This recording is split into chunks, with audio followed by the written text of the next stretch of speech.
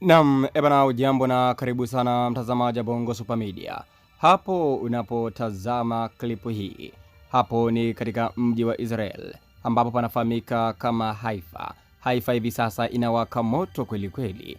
Hii ni kutokana na Irani kuishambulia Haifa pale nchini Israeli. Na ukitazama kwa uzuri tu kabisa mazingira haya, moja kwa moja tunaona kabisa ni katika maeneo ya kutengenezea mafuta ama visima vya mafuta. Kwa hivyo Iran wamekuwa wakipiga sana katika maeneo ya Israeli ambapo wanatengenezea mafuta. Ikumbukwe tu ya kwamba Israeli yeye ndio alianza kupiga mfumo wa nishati ya mafuta pale nchini Irani. Sasa na wenyewe wamelipa kisasi. Hakika hiki kitu ambacho kinaendelea ni kizito kweli kweli, mtazamaji wa Bongo Super Media.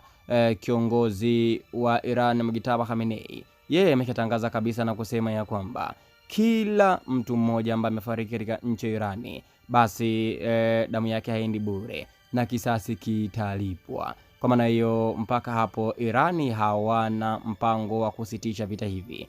Kwa hivyo vita vitaendelea mpaka pale ambapo kisasi chao kitalipwa. Hiyo ni kauli kutoka kwa kiongozi mkuu wa nchi ya Iran, ambapo ni kama amesimama na wana-Irani wote na watu wote ambao wanasimama na Irani. Ikumbukwe tu ya kwamba taarifa zinaeleza kwamba huyu Mujtaba Khamenei, kiongozi wa Irani, alijeruhiwa.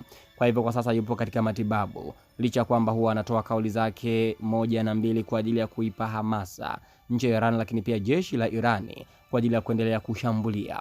Ikumbukwe tu ya kwamba usiku wa kuamkia leo Irani alishambulia nchi 9 za Mashariki ya Kati. Irani kwenda kushambulia ni hatari kweli kweli. Maoni yako ni yapi? Andika maoni yako hapo katika sehemu ya comment. Irani hataki unyonge kabisa.